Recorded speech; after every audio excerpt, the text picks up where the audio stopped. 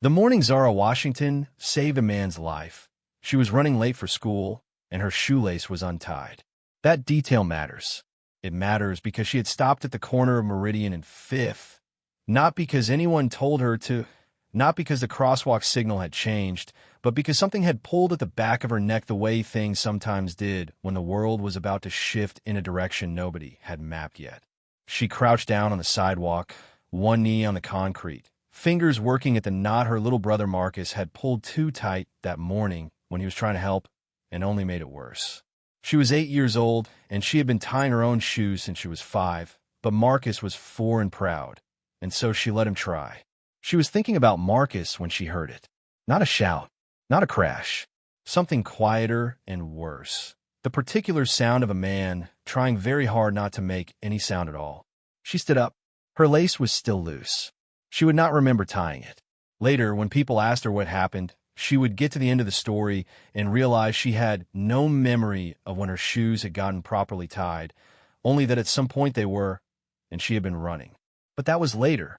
Right now, she was standing on the corner of Meridian and Fifth at 7:42 in the morning, and she was looking across the street at a man in a dark suit who was standing very still in the shadow of the Hargrove Tower awning, one hand pressed flat against the glass wall of the building, the other hand down at his side, and the hand at his side was shaking. Zara had a gift that nobody had ever named for her, but that she had always possessed. She noticed things, not the way some children notice things, a shiny wrapper, a dog, a strange cloud, but the way a person notices things when the world has trained them to pay attention, when missing a detail has consequences. She noticed the shaking hand. She noticed that his jaw was set too tight for someone simply waiting for a car. She noticed that his eyes, which were fixed straight ahead, were not seeing anything they were pointed at.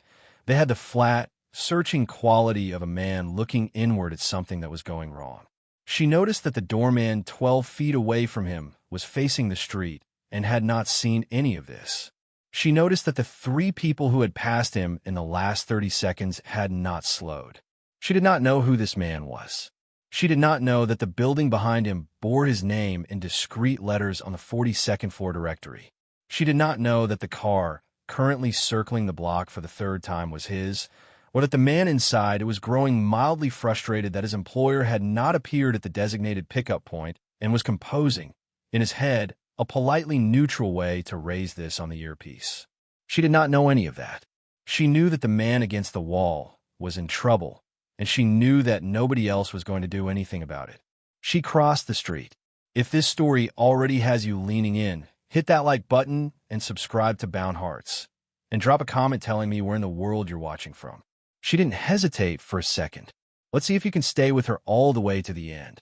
Her mother, Diane Washington, had spent 9 years working the morning shift at Mercy General Hospital's administrative intake desk, and in 9 years, she had learned to tell the difference between a person who needed help and a person who needed to be left alone, and she had raised her daughter in that same language without ever teaching it formally.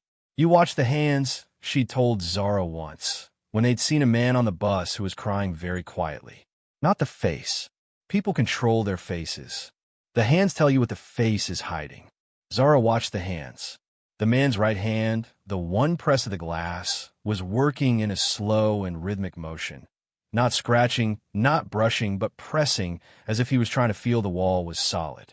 The left hand, hanging at his side, had stopped shaking as she crossed toward him and had started instead to curl inward, fingers pulling slowly toward the palm. That was new. That was worse. She stopped 4 feet from him. "Sir," she said. He turned his head and looked at her, and she could see immediately that she had been right. His face was the color of paper left in the rain. Not white exactly, but drained of something, the way a person looks when blood is moving away from the surface toward somewhere more urgent inside. His lips had a faint color she did not have a word for. She had never seen it before, but she recognized it the same way she recognized storms coming even when the sky was still technically blue. "Sir, are you okay?" He blinked. "Fine," he said. The word came out of the wrong part of his chest. "I'm fine. Just," he stopped. His hand on the glass pressed harder. "You're not fine," Zara said. Not unkindly. Just accurately. "Something's wrong." He looked at her, really looked at her, for the first time, as if she had said something unexpected.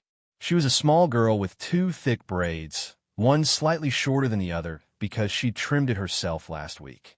She wore a Navy school uniform and a backpack with a broken zipper held shut with a safety pin. She was looking at him with the calm, serious attention that some adults find startling in a child, and that Zara had been offering people her whole life without knowing it was remarkable. "I'm going to be—" He stopped again. His eyes closed briefly. "No," Zara said. "You're not." She turned and looked at the doorman. "Sir." She put her whole voice into it. Not loud, but clear, the specific frequency that cuts through noise. "This man needs help. Right now." The doorman turned. He saw a child in a school uniform pointing at a man in a suit who was leaning against the wall with his eyes closed, and to the doorman's credit, he did not hesitate. He moved, and that was when a man in the suit opened his eyes, looked directly at Zara, and said, very quietly, very precisely, "There's something in my—" He touched his chest with his shaking left hand. "I know," Zara said. She had already moved to his side. She was shorter than him by a significant distance, and she could not hold him up, but she put her hand on his arm anyway, and later she would not be able to explain why she had done that except that it had seemed important that he know he was not alone. "I know. They're coming. You need to sit down." "I can't." He was breathing wrong. She could hear it. "You can," she said, and her voice was steady in the way her mother's voice was steady at 3 in the morning when Marcus had bad dreams. "The wall is right there. Slide down. I'll stay right here." He looked at her. Something passed across his face that she would think about later when she had more language for it, a kind of recognition or surrender or the particular gratitude of a person who has been reached by the right hand at the right moment. He slid down the wall. She stayed right there. His name was James Hargrove. She would not learn that for another 6 minutes when the ambulance arrived and the paramedics asked the doorman, whose name was Terrence and who had been working this building for 11 years. And Terrence said in a voice that came out slightly different than his normal voice, the way voices do when a name carries extra weight. She would not connect the name to the building for several minutes after that. And when she did, she would stand in the ambulance bay holding her backpack straps and look up at the 42nd floor of the building across the street and feel not awe exactly, but something adjacent to it, the specific dizziness of understanding that the world is larger and more connected than it appears from any single point inside it. But that was still ahead of her. Right now, she was crouched on the sidewalk next to a man she did not know, her hand still on his arm, watching Terrence speak rapidly into his radio and watching 2 other building staff come through the glass doors at a controlled run, and she was counting his breaths. She had learned to count breaths from her mother. When Marcus had his asthma attacks, Diane would sit beside him and count, softly, not for Marcus but for herself, to measure whether the space between breaths was getting longer or shorter, to have a number to give the doctor when they called. His breaths were short, but they were coming. "Stay with me," she said. He turned his head toward her. His eyes were still wrong, that flat, inward quality, but he was looking at her, which was better. "Why are you?" he started. "Because nobody else was," she said simply. He closed his mouth. Something in his expression shifted. Not quite a smile, but a softening, the particular expression that happens when a person is surprised by honesty at a moment when they had stopped expecting it. "Hargrove," he said. His voice was smaller than it had been. He was telling her his name the way people tell their names when they want someone to be able to pass it along, if necessary. "Zara," she said. He nodded. His hand found hers on his arm.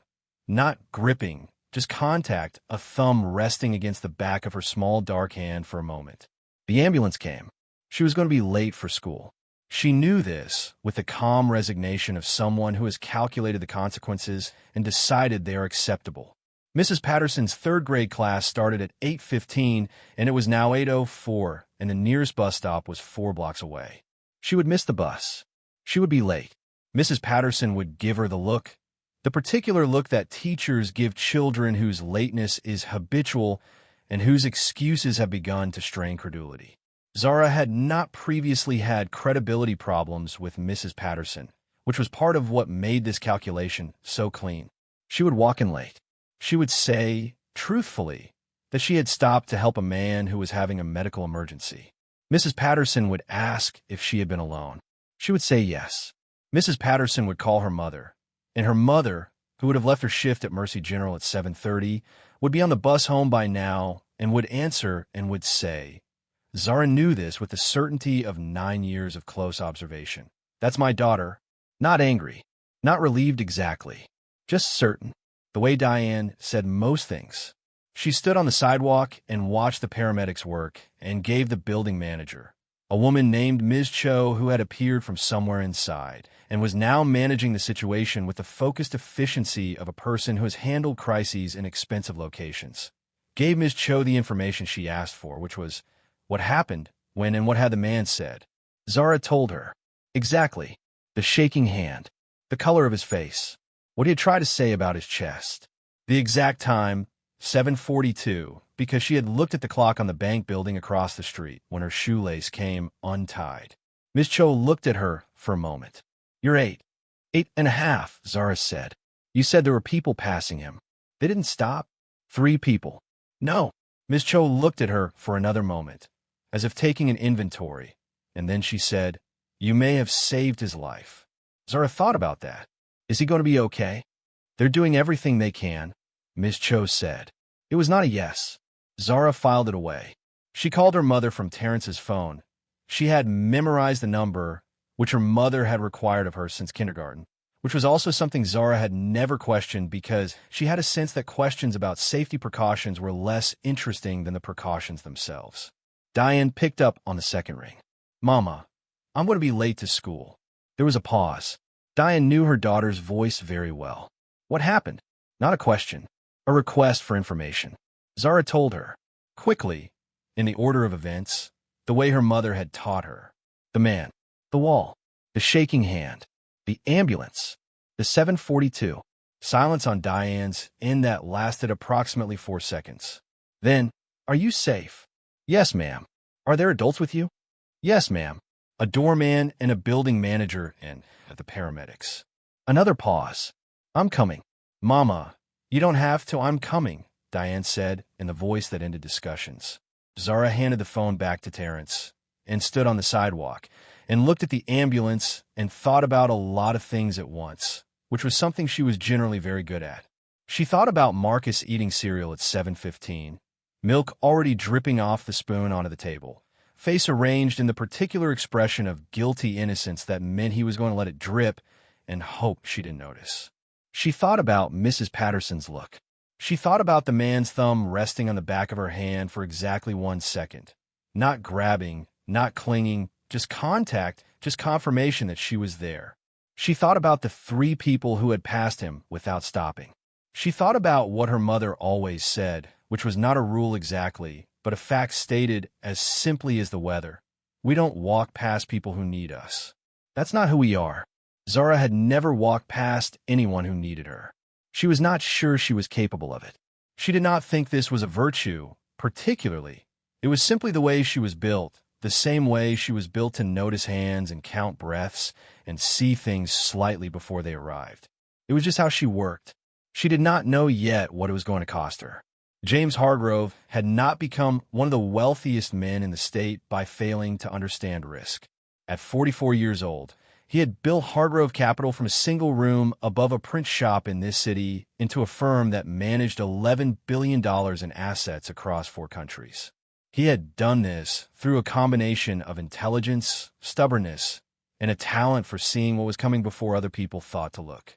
He was not modest about these qualities. Modesty had never served him, and he had stopped performing at some time in his late 30s when it became obvious that it was wasted on everyone around him anyway. He was surrounded, at all times, by people who were very good at their jobs. Terrence was very good at his job. His personal driver, Hadley, was very good at his job. His assistant, a young woman named Priya, who had worked for him for 4 years and had never once been late, was very good at her job. His cardiologist, Dr. Anita Osei, who had been telling him for 3 years that stress was not, in fact, just a state of mind, was excellent at her job. He had not been listening to Dr. Osei. He understood, lying on the gurney in the ambulance with 3 leads on his chest and an oxygen mask over his face, that this had been a mistake. He was, in the careful phrasing of the paramedic nearest him, having an event, a word that struck him as inadequate for what it felt like from the inside, but that he understood was the professional framework for something that could go a number of ways. The lead paramedic had said this to him directly and without softening, which he appreciated in the way he appreciated most direct communication, which was with the portion of his brain that was still functioning at something like its normal speed. The rest of his brain was occupied with other things. Specifically, the girl on the sidewalk. He had been aware of her presence before she spoke to him. He had been aware of almost nothing in the preceding 4 minutes. Not the passing pedestrians, not the sound of traffic, not the weight of the phone in his pocket that had been buzzing with the particular pattern that meant his 9 o'clock meeting was looking for him. But he had been aware of the girl, the moment she crossed the street and stopped 4 feet away. Not because she announced herself, because she did not. She simply stopped and looked and said nothing for exactly long enough for him to feel looked at before she spoke. He had not been looked at in that particular way in a very long time. Most people who looked at James Hargrove looked at James Hargrove the name, or James Hargrove the balance sheet, or James Hargrove the problem to be solved. It was an occupational condition, one he had long since made peace with. The alternative, being known by someone who did not want something from knowing him, required a kind of trust he had stopped extending. This child had wanted nothing. He could see it in her with the clarity that sometimes comes when the brain is stripped down to essentials. She had wanted exactly one thing, which was for him not to stop breathing. There was a purity to it that he was not in a position to fully process, but that had landed somewhere specific and stayed. Why are you still here? Because nobody else was. He closed his eyes and breathed and thought about the fact that a girl with one slightly shorter braid and a broken zipper on her backpack had crossed a busy street because his hand was shaking and she had noticed. He thought about what that meant about everyone who had not. He had not had a cardiac event before. He had had warnings. Dr. Osei had called them warnings. He had called them inconveniences, elevated numbers, elevated pressure, a body that was carrying too much of what he had spent 20 years building and not nearly enough of anything else. His wife, Elena, had left 5 years ago, not noisily or dramatically, but with the particular quiet of someone who has reached the end of long patience and is no longer willing to explain themselves. She had said on the way out something that he had remembered more clearly than he expected to. The building will still be there, James. People don't wait that long. His daughter, Simone, was 17 and lived with Elena and called him on Sundays with the conscientious regularity of someone fulfilling an obligation they have decided to honor regardless of whether it brings them joy.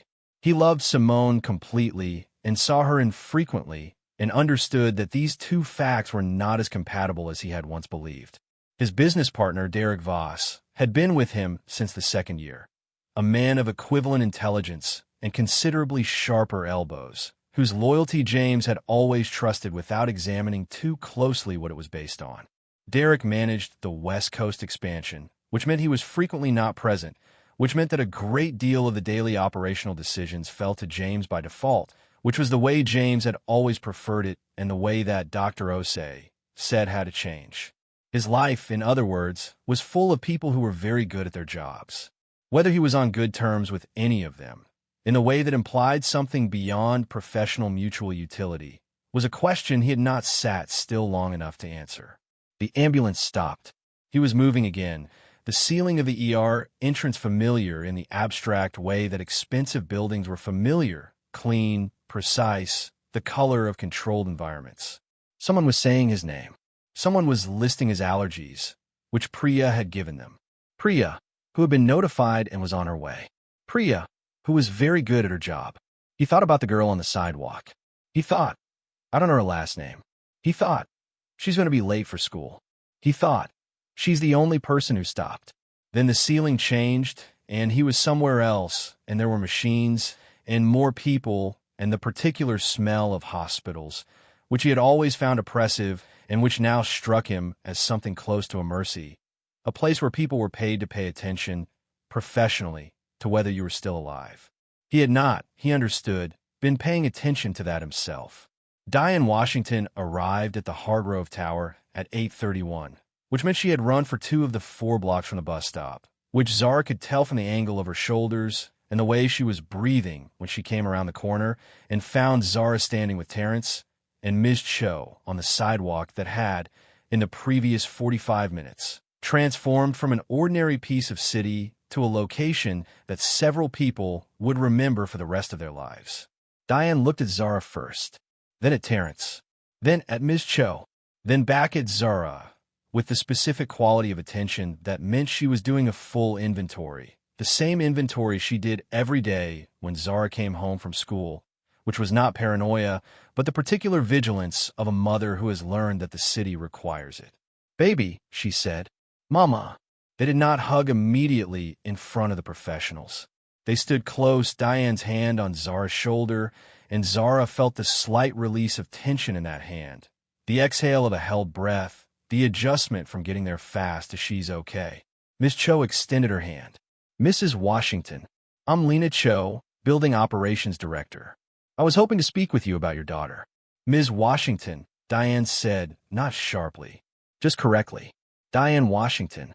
What happened to Mr. Hargrove?" Ms. Cho's expression shifted in a way that Zara noted.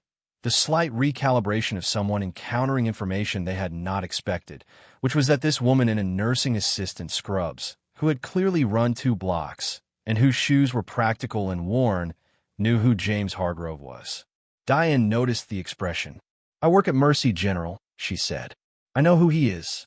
"Of course," Ms. Cho said. "He's been taken to Mercy, actually, Dr. Osei's team. He's stable, as of 20 minutes ago." The cardiologist on call called up from intake. Diane's hand on Zara's shoulder pressed once, briefly. "Thank God." "Yes," Ms. Cho said. She paused, and then said what she had clearly been working toward. "Ms. Washington, your daughter most likely saved his life. She was the one who called attention to his condition before he lost consciousness. If he had been on the ground for another 4 or 5 minutes without intervention," she stopped. "I don't want to speculate, but the paramedics were very clear." Diane looked at Zara. Zara looked at her mother. "You saw him," Diane said. "His hand," Zara said. "It was shaking wrong."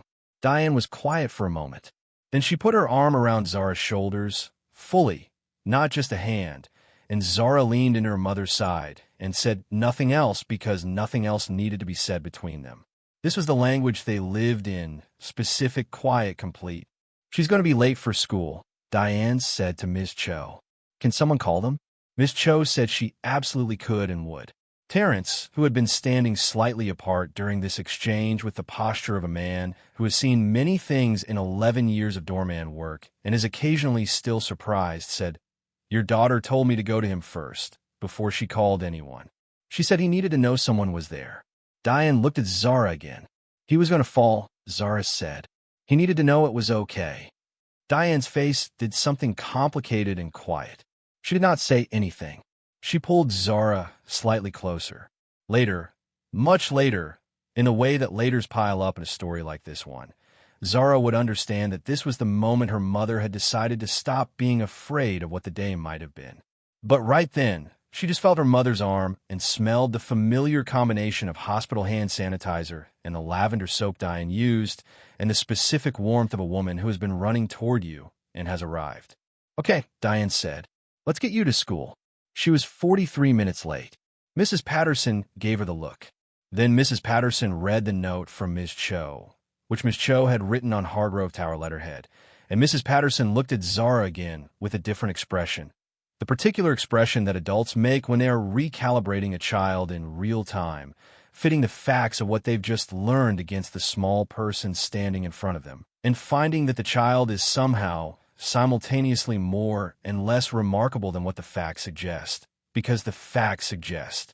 A hero, and the child is standing there with one braid shorter than the other, and her shirt untucked, and her shoelace tied correctly. "Sit down, Zara," Mrs. Patterson said, and her voice was not unkind. Zara sat. The day was ordinary after that. In a way, days are ordinary when extraordinary things have already happened, and there is nothing left to do but carry on. She ate lunch, peanut butter, an apple, 2 crackers. She did her reading.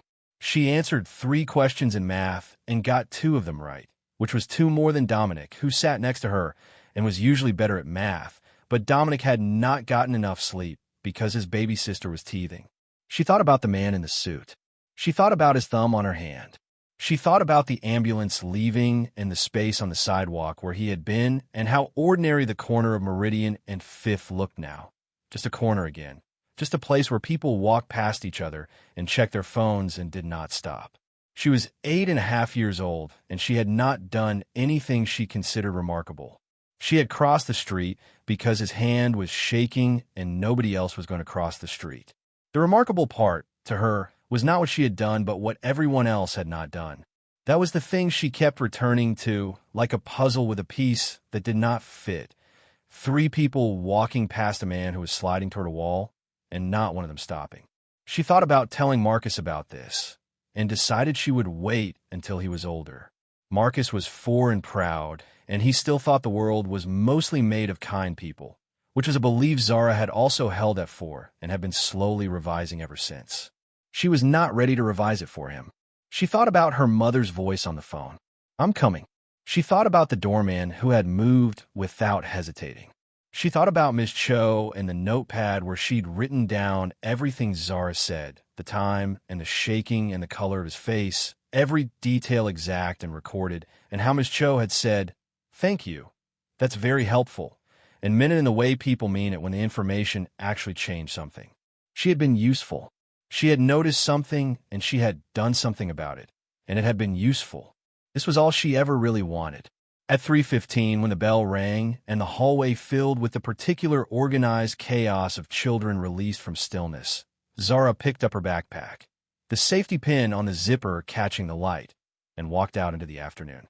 She did not know that she had been watched all day, not by anyone in the room, by the thing that had already been set in motion without her knowledge, the consequence of a man who had been reached by the right hand and had not stopped thinking about it since they put him in the ambulance and closed the doors. She did not know that Priya had given a very specific set of instructions before lunch. She did not know that by the time she reached the sidewalk outside school, 3 things had already happened that she was going to hear about in a particular order over the next several hours, and that the 3rd one was going to change the specific shape of the future her mother had been building for her in small, careful pieces for 9 years. She walked out into the afternoon.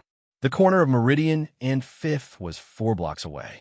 The Hargrove Tower still stood there, 42 stories, with a name on the directory on the 42nd floor that matched the man she had crouched beside on the sidewalk.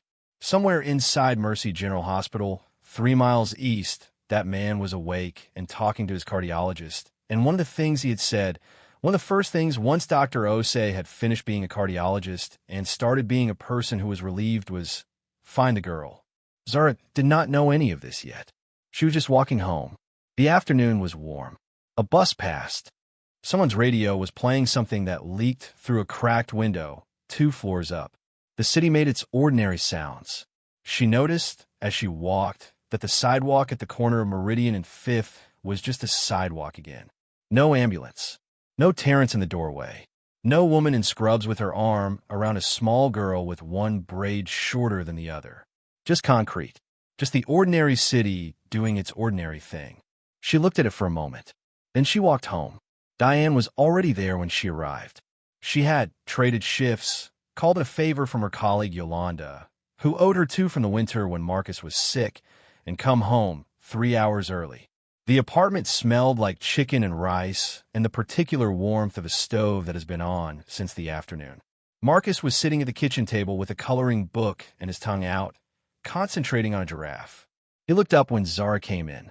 "You're on the news," he said. Zara set down her backpack. "What?" "The man you helped. They talked about him on the TV." He considered. "They didn't say your name. They said a bystander." He appeared to find this word interesting. "What's a bystander?" "Someone who happens to be there," Zara said. Marcus considered this. "You were a bystander?" "I was there," Zara said. "I don't think I was standing by." Diane appeared in the doorway from the kitchen, dish towel in hand. She looked at Zara with a long, steady look that meant she had been thinking all day and had something to say and had decided on the right time to say it. This was not yet the right time. Marcus was coloring a giraffe, and the chicken wasn't done. So instead she said, "How was school?" "Fine," Zara said. "I got 2 math questions right." "And the other one?" "I subtracted when I should have multiplied." That'll happen. Diane turned back toward the kitchen. Wash your hands. Dinner in 20. Zara washed her hands. She sat down across from Marcus and looked at the coloring book. He had colored the giraffe's spots purple. Giraffes aren't purple, she told him. Mine is, he said, without looking up. She thought about this for a moment. That's fair, she said. They sat together in the kitchen while dinner came together on the stove, and the television was off, and the city made its sounds outside the window, and Zara thought about the man's thumb on her hand and how it had lasted exactly 1 second, and how that 1 second had been enough for both of them. She did not know yet what was coming. She would know by 8 o'clock. The call came at 7:44. Diane answered it on the second ring. The way she answered everything. Zara was doing homework at the kitchen table. Marcus was in the bath. The chicken was long eaten, the dishes done, the ordinary machinery of the evening running on its ordinary tracks. Diane listened. Her face did not move. This was something Zara watched from across the table. Her mother's face when she was receiving information and deciding what to do with it, the specific stillness of a woman who has learned to hold her reactions until she has all the facts. Zara put down her pencil. Yes, Diane said. And then, I understand. And then, after a longer pause, that's very kind. Can I call you back tomorrow? And then, yes, I have it. Thank you. She put down the phone. She stood in the kitchen doorway for a moment. Zara waited. That was someone from Mr. Hargrove's office, Diane said. Her voice was careful, not shaken. Diane Washington's voice was rarely shaken, but measured in the way it was measured when the stakes were high. Is he okay? Zara said. He's okay, Diane said. He's stable. He's going to need to slow down, they said. Doctor's orders. She paused. He wants to meet you. Zara thought about this. Why? Diane looked at her daughter for a moment. Looked at her the way she sometimes did, as if she was checking something, making sure the girl she had raised was still in there, still whole, still the same person. Because you were the only one who stopped, she said. And he wants to say thank you. I didn't do it to get a thank you, Zara said. I know that, Diane said. He knows that. That's why he wants to. Zara was quiet. Outside, a siren went past. An ordinary siren, someone else's emergency, the city doing what it always did. Can you come? Zara said. Of course, Diane said. Marcus called from the bathroom that he needed a towel, and Diane went to get him one, and Zara sat at the kitchen table with her homework in front of her and thought about a man leaning against a wall with his hand shaking and nobody stopping, and how the thing that had seemed most obvious to her, cross the street, say something, stay, had apparently been the one thing that set everything that followed in motion. She picked up her pencil. She still had 7 multiplication problems to finish. She did them carefully, one at a time, the way she did everything. She didn't hesitate. She never does. That's what we're here to talk about. And what comes next, what she didn't know she'd walked into, what the man in the hospital room was already putting in motion, what the woman who was not his wife and who had been waiting for exactly this kind of vulnerability was already doing with it. That's a different kind of story. The kind that doesn't resolve quietly. The kind where the girl who stopped is the only one who sees what's really wrong. That part is coming. But first, 8 o'clock. A hospital room on the 4th floor of Mercy General. A man with 3 leads still on his chest and a phone he should not have been using, talking to his assistant. And one very specific instruction that Priya had already carried out because Priya was very good at her job. The name and address of a woman named Diane Washington and a girl named Zara, who had crossed the street because his hand was shaking, and whose shoelace, even now, was probably coming untied again. Mercy General Hospital at 10 o'clock on a Thursday morning had a particular quality that Zara had always found both familiar and slightly wrong. Familiar because she had been here dozens of times, sitting in the hallway outside her mother's intake desk, doing homework while Diane finished a shift. Wrong because the parts of the hospital she knew were the functional, unglamorous parts. The waiting room with the flickering light in the corner, the vending machine that ate quarters, the long, beige corridor that led to the administrative offices where the air smelled faintly of old coffee and printer toner. The 4th floor was different. It was not different in the way expensive hospitals were different from the ones on television. There was no marble, no art, no particular display of wealth. But it was quieter. The floors were cleaner. The nurses moved with a different kind of efficiency, less harried, more deliberate. The rooms had numbers on small, tasteful plaques rather than dry erase boards. Everything was the same material but a better grade of it, the way some neighborhoods in this city were composed of identical elements: concrete, brick, glass, arranged with slightly more care. Diane had dressed for this. Not formally. She had not owned formal clothes since Marcus's christening, and that dress had been borrowed and returned, but carefully. Her good dark pants, the blouse she wore to Zara's school events, her good shoes, which were the same practical style as her work shoes, but without the wear. She had pressed Zara's school uniform at 6:30 that morning and done both braids herself, evenly, the same length. Zara understood what this meant. It meant, we are going somewhere that matters, and we are arriving as ourselves, fully and correctly, and we are not apologizing for anything. This was a thing Diane communicated without words. Zara had learned to read it the way she read most things, by watching what was done rather than what was said. Priya met them at the elevator. She was young, late 20s, South Asian, wearing a blazer over a blouse with the particular precision of someone who dressed for efficiency rather than impression. She shook Diane's hand first, then crouched slightly to be at Zara's level. "You must be Zara," she said.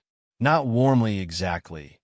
Priya was not, as Zara would come to understand, a person of excessive warmth, but directly, with the specific attention of someone taking an accurate measurement. "Yes," Zara said. "He's been asking about you since yesterday," Priya said. She stood back up. "He's not supposed to have much stimulation yet. The doctors want him to rest. So we're keeping the visit to 15 minutes. Is that okay?" She had addressed this last question to Diane. "Whatever he needs," Diane said. They walked down the corridor. Zara noted the room numbers. She noted the nurse at the station midway down who looked up and gave Priya a small nod. She noted the door of 412, which was slightly ajar, and through which she could see the edge of a chair and a window with the blinds half drawn, letting in morning light in careful stripes. She noted, because she noted everything, that there was someone already in the room. Not a doctor. The posture was wrong for a doctor, too settled, too proprietary. A woman, seated in the chair, whose back was to the door. Dark hair, cut to the shoulder. A good coat, folded over the arm of the chair in the way people fold things when they want you to notice them. One hand resting on the arm of her chair, the other, Zara could see this through the gap in the door, the other on the edge of James Hargrove's bed, fingers loosely curled near his arm, but not touching it, as if she had been touching it and had just stopped. Priya pushed the door open. "Mr. Hargrove, the Washingtons are here." He looked better than he had on the sidewalk, which was not a high bar to clear, but which still registered as a relief. He was sitting up, propped against two pillows, the leads from the heart monitors still attached to his chest beneath the hospital gown, but the oxygen gone. His color had returned. Not fully. There was still something careful about it, but the paper-white quality was gone, replaced by something that looked closer to alive. He had shaved. His eyes, when they found Zara in the doorway, were alert in a way they had not been when she'd last seen them. They found her immediately. Not Diane, not Priya, her. The specific recognition of someone who has been thinking about a face and is now confirming it against memory. "There she is," he said. His voice was still rough, but had its own texture back. She could hear in it the remnants of a voice accustomed to being the one in the room that other people adjusted to. The woman in the chair turned. She was perhaps 40, which was younger than Hargrove by several years. Her face was carefully arranged in an expression that communicated concern, the particular kind of concern that involves slightly parted lips and a small furrow between the brows, the expression Zara had seen on the faces of people at Marcus's school events who were performing a feeling rather than having it. Her eyes moved across Diane and Zara with the speed and particularity of an assessment, not a greeting. "This is wonderful," she said, to the room more than to them. Her voice was smooth and well-calibrated, the voice of someone who had learned where to put warmth and how much of it to use. "James, she's adorable." Something shifted in Zara's attention. She could not have named it. It was not a thought. Not yet. It was more primitive than a thought, the particular tightening that happened in her chest when something as seen did not add up. The same feeling she'd had on the sidewalk 2 days ago when she saw the shaking hand. Not alarm, exactly. More like, look closer. She looked at the woman's hand on the edge of the bed. She looked at James Hargrove's face when the woman spoke. She stored what she saw and filed it under later and turned her attention to the man in the bed. "Hi," she said. He smiled. It was genuine. She could tell, the way she could tell most things about faces, that the corners of his eyes were involved, which was the part of a smile that people generally could not manufacture to order. "Hi," he said. "I've been trying to remember if I said thank you." "You didn't," Zara said. "But that's okay. You were busy." Something crossed his face. Amusement, or relief, or the particular gratitude of a man who has braced himself for a solemn conversation and discovered it is going to be a real one instead. "Sit down," he said. "Both of you. Please." Diane sat. Zara sat. The woman in the chair had not introduced herself. Priya, who was standing near the door, said, "Mr. Hargrove, I can give you the room if—" "Stay," he said. Then, to the woman in the chair, "Victoria, could you give us a few minutes?" Victoria, and the name suited her in the way that some names fit people exactly, a kind of precision between a person and their label, stood. She touched James's arm as she rose, the same gesture of ownership that Zara had noticed through the gap in the door, and said, "Of course. I'll get coffee." She looked at Diane. "Can I get you anything?" "No. Thank you," Diane said. Victoria left. The door closed behind her, but did not click fully shut. It rested against the frame the way a door does when it is almost but not quite closed, the gap perhaps 3 inches. Zara noticed this. She filed it. James Hargrove was quiet for a moment after Victoria left. In the way people are quiet when they are releasing tension they hadn't fully admitted they were carrying. His shoulders dropped slightly. His jaw unclenched. Zara watched this. She thought, he is different when she is not in the room. She stored this. "I owe you my life," he said to her. Not performatively. He said it the way people say things when they have been alone with the weight of a sentence for long enough that saying it out loud is not about the other person. It is about setting the thing down. "You might have been okay," Zara said. "I might not have been," he said. "The doctor told me." Another 5 minutes on the pavement without intervention, and the outcome would have been, he paused. "Different." "She told me that too," Diane said. Quietly, without edges. Just a fact. He looked at Diane, really looked at her, and Zara watched his face do the same recalibration that Ms. Cho's had done. The adjustment of expectation against reality. The recognition that this woman in careful dark pants and a pressed blouse was not asking him for anything, was not impressed by the room or the hospital or the name on the building across the street, was simply sitting here because her daughter had been asked to come and she was her daughter's mother, and that was the whole of it. "You raised someone remarkable," he said. Diane looked at Zara. "I know that," she said. Zara looked at her hands. "The school interview," he said. Not a question. Zara looked up. "Priya told you." "Priya tells me everything. It's her job." He folded his hands on the blanket. "The Connolly Academy Scholarship. You had the interview that morning." "I missed it," Zara said. "Because of me." She considered this. "I missed it because I stayed. That was my choice." He studied her. She had the sense, again, of being accurately measured. Not reduced, not flattened into a category, but actually seen in the specific dimensions of who she was. It was an unusual sensation. She did not experience it often. "I've spoken to the admissions director at Connolly," he said. "They've agreed to reschedule." Diane went very still. Zara said, "You didn't have to do that." "No," he said. "I wanted to." He paused. "I also want to fund the scholarship directly, if your mother is willing. Not as a gift. I understand that framing matters. As a correction, you should not have lost that opportunity. I'm correcting that." Diane's hands were folded in her lap. Her face was that stillness again. The holding, the measuring, the decision-making that happened below the surface before anything emerged. "Mr. Hargrove," she said. "James," he said. "Mr. Hargrove," she said again, with a gentleness that made it clear she was not being stubborn, she was being precise. "My daughter did not cross that street to get something. She crossed it because she is who she is. If you give her the scholarship because of what she did for you, she will earn it on her own merits, or she will not have it. That's not negotiable." He looked at her for a long moment. The interview, he said carefully, has been rescheduled. That's all I've arranged. What happens in the interview is her. He waited. Is that acceptable?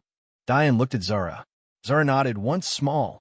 That's acceptable, Diane said. If this story has found you, make sure to subscribe and turn on notifications so you never miss a new story from Bound Hearts. The best ones are still coming, and the people who watch to the end are exactly the ones who need to hear them. They talked for 9 more minutes. He asked Zara about school, not in the performative way adults sometimes asked as a courtesy, expecting a short answer, but the real way, wanting the actual answer. She told him about the math problem she'd gotten wrong by subtracting when she should have multiplied. He said that was the most common kind of wrong, not misunderstanding, just applying the wrong operation to the right situation. She thought about this. She said, that's also true for lots of things that aren't math. He looked at her for a moment and then said, yes, it is. Diane watched the two of them and said very little. This was another of her gifts. Knowing when presence was enough, when the conversation did not need her in it, but was better for being had in front of her. At the 11-minute mark, Zara heard something. It was not loud. It was not dramatic. It was the particular sound of a voice outside a door that is almost but not quite closed, a voice at a control volume, speaking to someone else, and it was the control of the volume that caught Zara's attention, the specific calibration of a person who was making sure they could be heard in the hallway, but not in the room. She did not turn her head. She did not change her expression.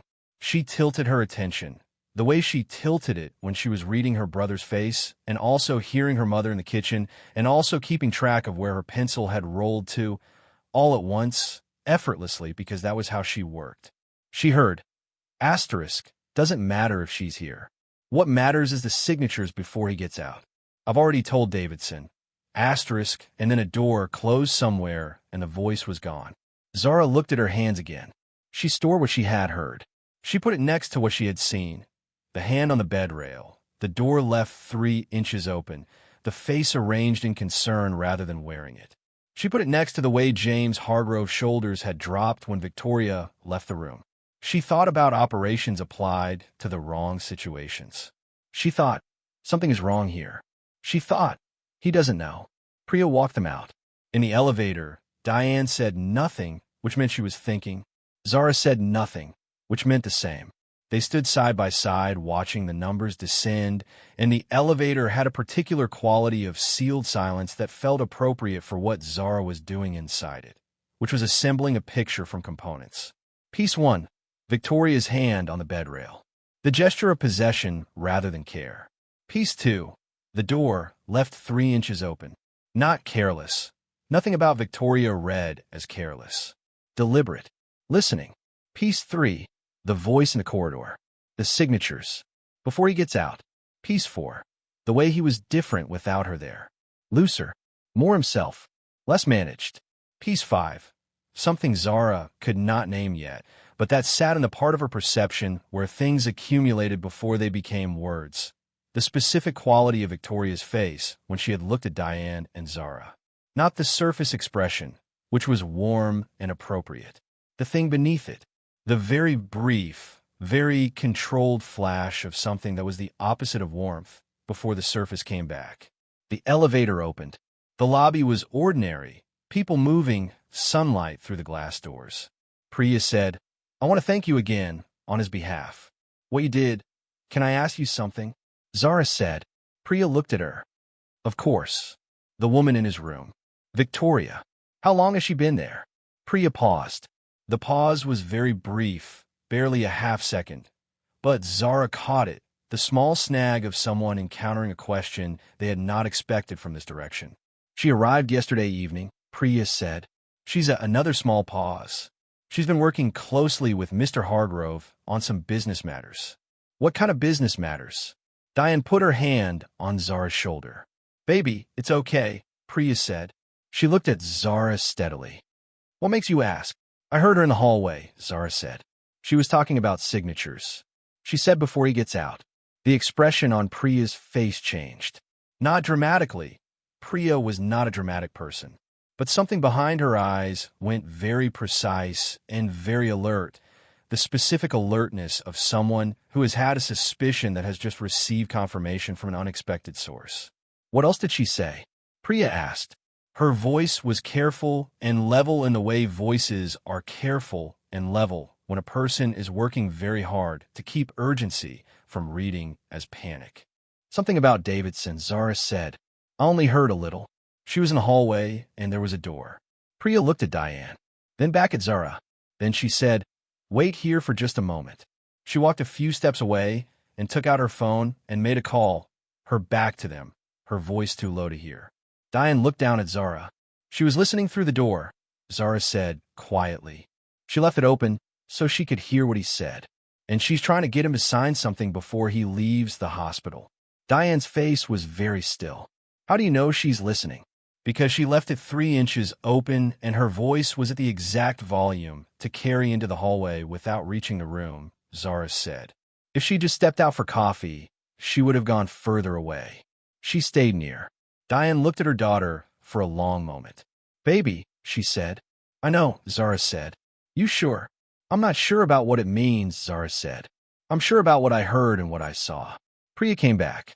Her expression had smoothed back into professional neutrality, but there was a quality underneath it, the particular tightly held quality of someone who has received information that requires action and is deciding how fast and in what order. Zara, she said, I want to ask you to trust me with something. Zara waited. Don't say anything about this to anyone yet. Can you do that? Who would I tell? Zara said. Priya almost smiled. Go home. I'll be in touch. They walked out through the lobby and into the morning. The automatic doors hissed behind them. The city was doing its ordinary things, a bus, a hot dog cart, the sound of construction 3 blocks north. Diane took Zara's hand. Okay, she said. Yes, ma'am, Zara said. They walked toward the bus stop. The sun was warm. Zara thought about signatures and open doors and a woman whose face arranged itself in concern the way a person arranges furniture, deliberately, for effect. She thought about what her mother always said. The hands tell you what the face is hiding. Victoria's hands had been on that bed rail every time Zara looked, and never once had they held his. They had rested there, claiming the way you rest a hand on something that belongs to you. Zara thought, he doesn't know who is in that room. She thought, somebody needs to tell him. She thought, Priya knows something. She made a call. She thought, I need to understand more before I say anything to him. She thought about the Connolly interview, rescheduled.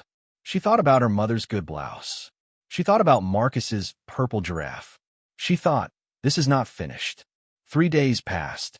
They were ordinary days in the way days are ordinary when something has been set in motion beneath the surface. School, homework, dinner, Marcus's giraffe graduating to a rhinoceros that was now green, Diane's shift, the ordinary machinery of a life that was exactly what it appeared to be from the outside.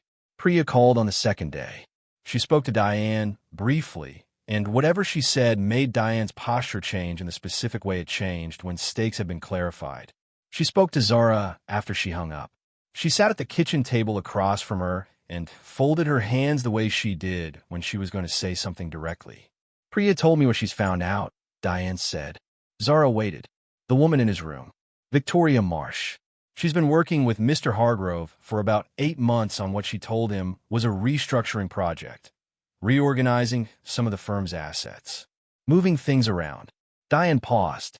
What she's actually been doing is setting up a series of transfers that would move a significant portion of the firm's holdings into accounts she controls through a subsidiary company registered in a different name. And there are documents. She prepared them as routine restructuring paperwork. If he signs them, he loses control of the firm, Zara said. Diane looked at her. Yes, in a way that would be very difficult to reverse, and that was structured to look like his own decision. Zara thought about this. How did Priya find out? She's been suspicious for weeks, Diane said. She didn't have enough to bring it to him. You know how that goes. If you go to someone and accuse the person they trust without proof, it doesn't go the way you intend. She paused. But when you told her what you heard, she had enough to go to the firm's outside lawyers and ask them to look at the documents independently. What do they find? They're still looking, Diane said. But what they've found so far is enough that they've advised against him signing anything until they've reviewed everything. Zara was quiet. She was doing the calculation. How close, how much time, what the margin was. Is he going to sign? She said. She's been visiting every day, Diane said. She's been presenting it as routine.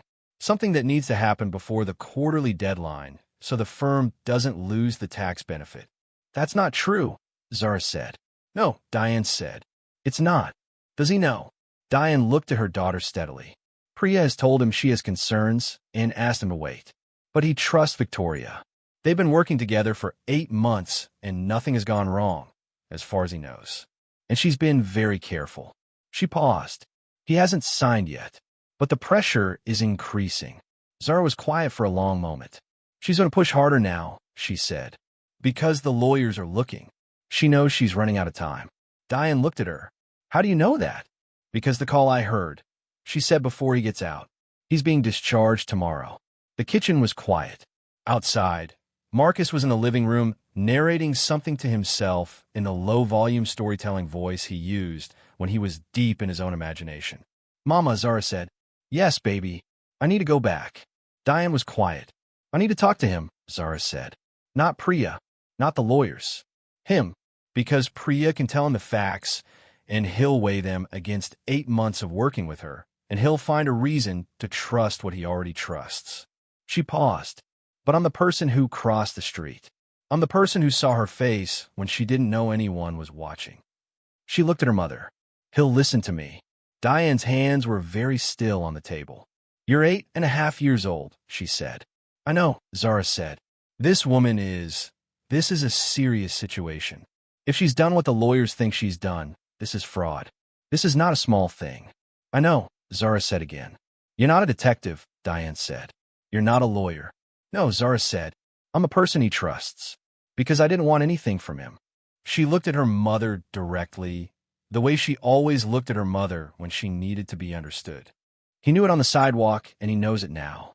If I tell him something is wrong, he'll listen in a way he won't listen to people who are paid to tell him things. The kitchen was quiet again. Then Diane unfolded her hands and put them flat on the table and looked at her daughter for a long moment. The long, full look, the inventory, the confirmation that the girl in front of her was still whole and was still the person she had spent 9 years making. We go together, Diane said. Yes, ma'am. We talk to Priya first. Yes, ma'am. And if at any point I say it's time to stop, we stop. Yes, ma'am. Diane reached across the table and put one hand over Zara's. You understand what you're saying? You're going to walk into that room and tell a man that the woman he's been working with for 8 months is not who he thinks she is. Yes, ma'am. And you might be wrong, Diane said. Not cruelly, just accurately, the way she said most things. I might be wrong about what it means, Zara said. I'm not wrong about what I saw. Diane held her gaze for another moment. Then she nodded once. Okay, she said. We call Priya tonight. Priya called back within 20 minutes. She had, it turned out, been waiting for this call, which told Zara something. Told her that Priya had run out of room herself, that the lawyer's review was not moving fast enough, that the discharge was tomorrow morning, and Victoria had been in the room that afternoon for 2 hours and James had not signed, but the window was closing. Priya said, he's asked to see you tomorrow anyway. Before he leaves. Zara said, I know. A pause. Then Priya said, carefully, there are things I can't tell him without proof that will hold up. Things that will just sound like she stopped. Like the assistant who doesn't trust the business partner, Zara said. Yes, Priya said. I know what I heard, Zara said. And I know what I saw. Yes, Priya said. You do. Another pause. I'll be there. If anything goes wrong, if she's there, or if he doesn't receive it well, I know, Zara said. She hung up. She looked at her mother. Diane was already picking up her good pants from where they hung over the chair back, checking them for anything that needed attention. She smoothed a crease with her thumb. She laid them over the chair again and turned off the kitchen light. Get some sleep, she said. Zara went to bed. She lay in the dark and thought about a man on a sidewalk with a shaking hand, and a woman with a face arranged in concern, and a door left 3 inches open, and a voice at exactly the right volume for a hallway. She thought, he trusted her, because she was there, and she seemed to know what she was doing, and he was tired from carrying everything alone. She thought, that's not a weakness. That's just being human. She thought, but it's also how you miss the thing that's right in front of you. She thought about her mother pressing a crease out of good pants with her thumb, about 9 years of $7 school supplies budgeted carefully, and the Connolly scholarship application that Zara had filled out in 4 careful drafts, and the way her mother had read it at the kitchen table, without saying anything for a long time before she put it down and said, "This is good, baby. This is real good." She thought about the morning it almost didn't happen. She thought, something is in that room that doesn't belong there. And tomorrow I'm going to say so. She turned over and closed her eyes. The city made its sounds outside the window. She was asleep by 9:15. She woke at 6. She lay still for a moment, taking inventory the way her mother had taught her, not of feelings, but of facts. What she knew, what she didn't know, what she was going to say and in what order. She knew Victoria Marsh had been in and out of that room every day. She knew the documents were under legal review and she had been told to wait. She knew he was being discharged this morning and the pressure to sign before he left was going to peak today, when Victoria could frame it as a last chance, a deadline, a decision that needed to happen now. She knew Priya was going to be there. She knew her mother was going to be there. She knew he had asked to see her. She knew what she had heard through the door and what she had seen in Victoria's face and what she had felt in the room when Victoria left and the difference in the man that remained. She did not know if it would be enough. She got up. She dressed. She went to the kitchen where Diane was already awake, standing at the counter with coffee, dressed in her good pants and the blouse. Marcus was still asleep. They looked at each other in the early morning quiet. "Ready?" Diane said. "Yes, ma'am," Zara said. They left at 7:15. Victoria Marsh was in the corridor outside room 412 when they arrived. She was standing near the window at the end of the hall with her phone to her ear, and she did not see them come off the elevator. Zara could hear her voice from 12 feet away, controlled, low, precise, and she caught the last sentence before Victoria registered their presence, and the phone came down. Asterisk, telling the window closes at end of business today. "I need this done before." Asterisk, she saw them. The phone came away from her ear. The expression shifted, not dramatically, not obviously, but Zara saw the microsecond of adjustment, the sliding of one face behind another, and what settled on the surface was the warm, concerned expression, professional and intact. "Zara," she said, "and Mrs. Washington, James is going to be so glad to see you." "Ms. Washington," Diane said. Victoria's smile did not change. "Of course." They stood for a moment in the corridor, the 3 of them, the woman and the girl and the 8.5-year-old who had noticed the shaking hand, and the silence had a specific texture to it, the texture of 2 people who know that the other one knows something and neither has said it yet. Zara looked at Victoria directly. Victoria looked back. Zara said, "Is he awake?" "He is," Victoria said. "I was just going in. We have 15 minutes scheduled," Zara said. "With Priya. Just us." Victoria's expression held. "I'll come in after," she said smoothly. "There are some documents we need to finalize before he's discharged." "Of course," Zara said. She walked to the door of 412. She knocked twice, the way Priya had told her. She heard his voice, "Come in," and she pushed the door open and went inside. Diane followed. The door closed. She heard Victoria begin to move down the corridor, not away, not toward the elevator. The sound of shoes on a hospital floor, pausing outside a door that was, this time, fully shut. Listening again. Zara sat in the chair beside James Hargrove's bed.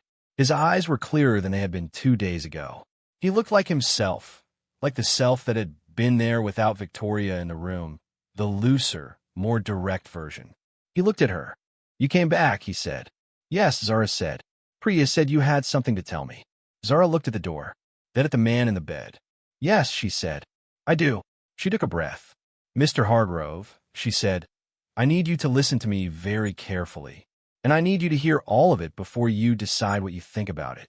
He looked at her the way he had looked at her on the sidewalk, really looked, fully, with the same absence of condescension that had made her cross the street in the first place.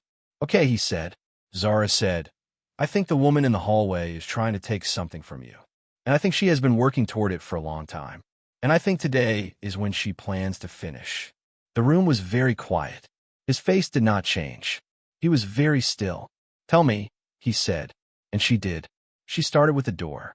Not with Victoria's face, not with the voice in the hallway, not with the word signatures. She started with the door because the door was the simplest, most verifiable fact, and she had learned for watching her mother that when you were telling someone something they did not want to hear, you began with what could not be argued with. "The first day we came," she said, "the door was left open 3 inches when she stepped out. I noticed because she said she was going to get coffee. If you're going to get coffee, you walk away." She didn't walk away.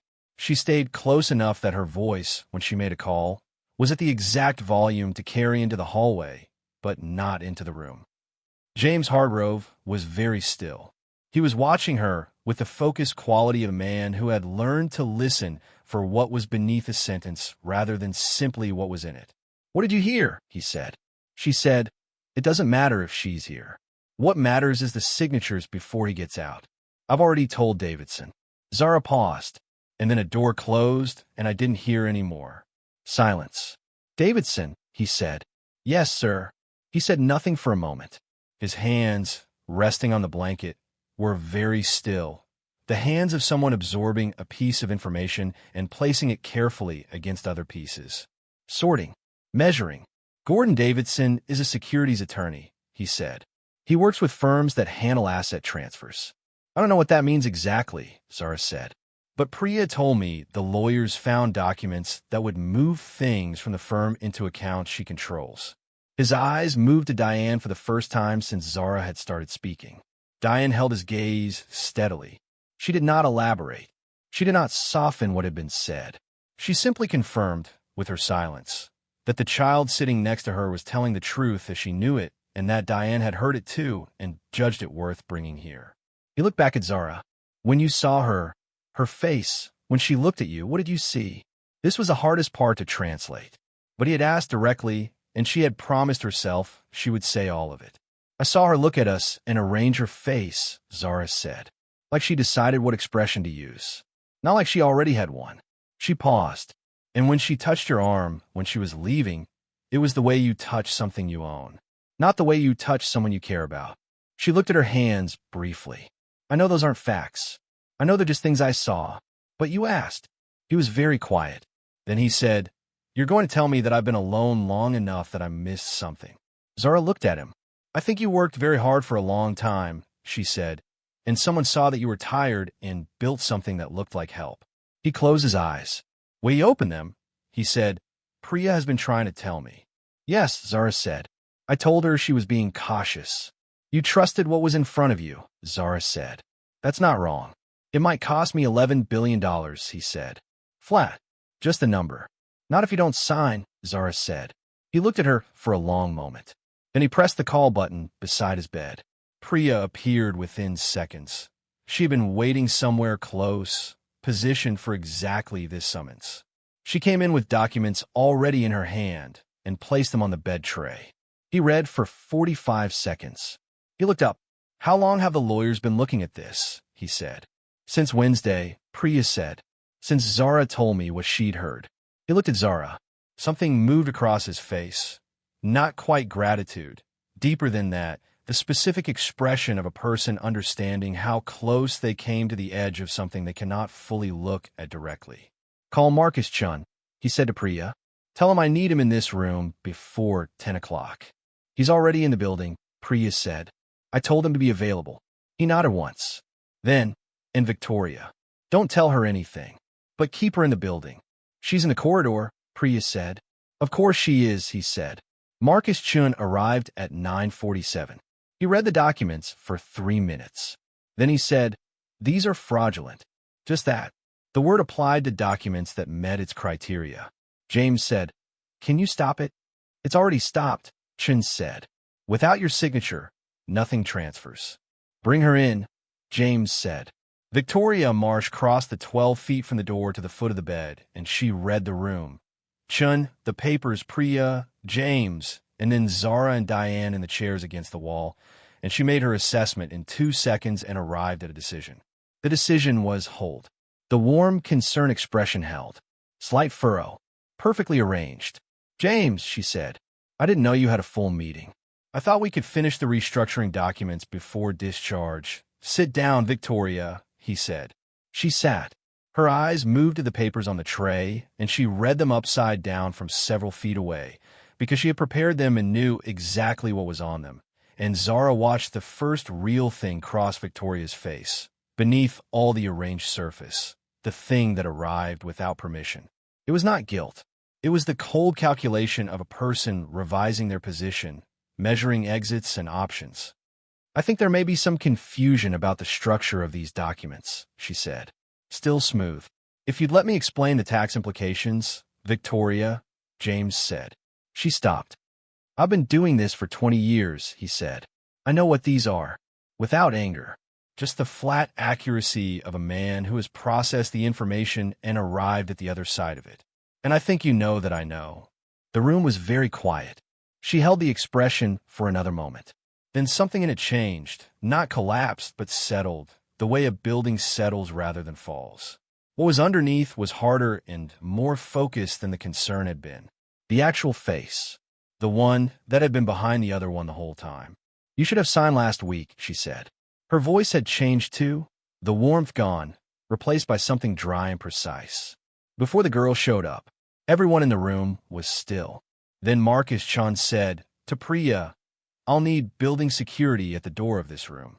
He said it the way he said everything, without heat, as a legal instruction.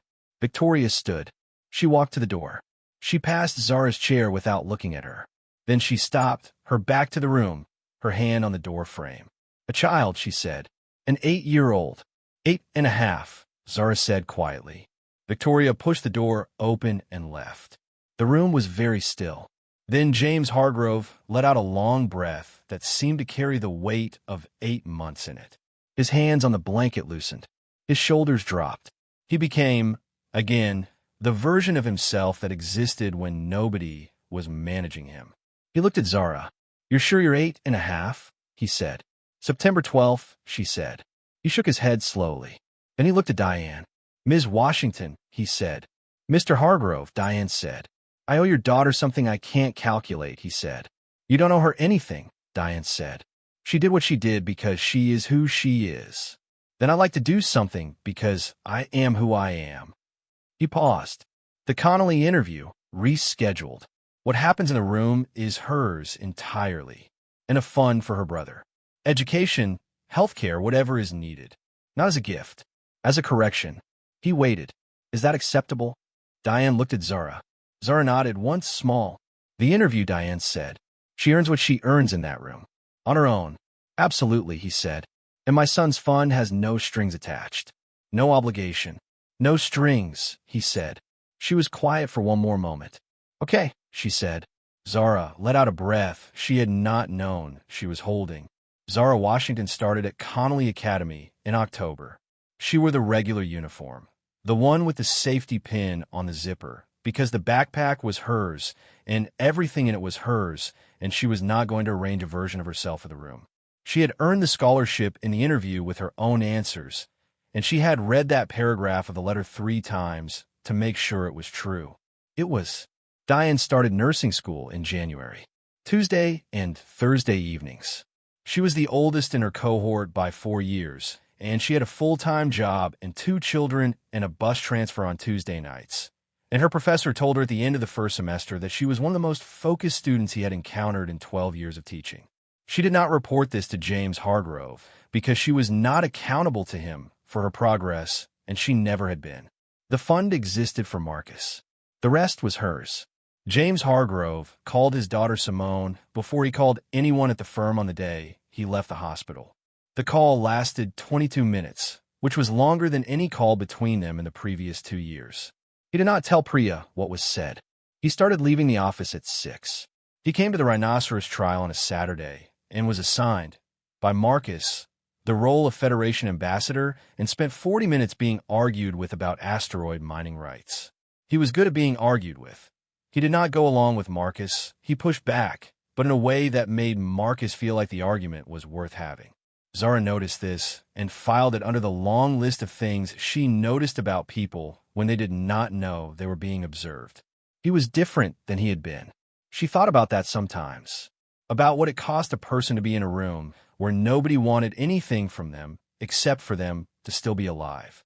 She thought that might be what had changed him. Not the cardiac event, not the hospital, not Victoria and the documents and Sean and the lawyers. The sidewalk. 1 second with a thumb resting on the back of her hand. The specific sensation of being reached by someone who wanted nothing from the reaching. She thought, I think he had stopped expecting that. She thought, sometimes you need to be reminded that it's possible before you go looking for it. She did not share this with anyone. It was the kind of thought that lived best in the quiet. Diane told her once, in the kitchen on a Friday, that her grandfather had worked the night shift for 30 years and had still noticed everything. He told me, Diane said, that noticing was a kind of love. That was the basic thing. Everything else was built on top of it. Zara thought about this for a long time. She thought, I came with it. She made sure nobody took it away. She thought, everything I did on that sidewalk, I did because she taught me to pay attention. The corner of Meridian and Fifth is just a corner. There is nothing there to mark what happened. The awning of Hargrove Tower still extends to the curb the same way it always has. Terrence is still at the door on weekday mornings, and he still remembers. And sometimes when he sees a child crossing the street, he watches a little longer than he used to. Not with worry, just with attention, the specific attention of a person who has learned that children are sometimes doing things adults have stopped being capable of. Zara passes the corner on her way to the bus now. Some mornings, she looks at the awning. She does not think of it as the place where she became something. She does not think of herself as having become anything. She was already who she was.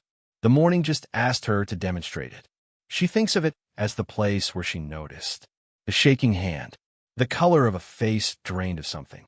3 people who walked past, and the space between them and the man against the wall. The space that was exactly the width of a choice. She crossed it. That is all. That is everything. The city makes its sounds. The buildings stand where they have always stood. People move the way people move, forward and fast, the ordinary propulsion of lives in motion. And sometimes, on a corner somewhere in this city, a hand is shaking and a face has gone the wrong color. And the world is moving past in the way it always moves, and somebody has to be the one to stop. The important thing is that somebody does. The important thing is that somewhere, in a small apartment with a good kitchen light, beside a boy narrating an interplanetary court case, at a table where everything is said, the person who stopped is being raised, right now, to know that stopping is possible, that you're allowed to cross the street, that the world does not have to work the way it has always worked, that a child with one braid shorter than the other and a safety pin on her backpack zipper can walk into a room and say, I need you to listen and mean it and be heard. That noticing is a kind of love. That it passes. That it is passing right now, as long as somebody stops. Thank you for staying all the way to the end. The people who finish the whole story are the ones who understand it, and the ones who share it. If this one moved you, the next video on your screen is waiting to do the same. And if you haven't subscribed yet, come back. There's always another child the world underestimated. And we tell those stories here.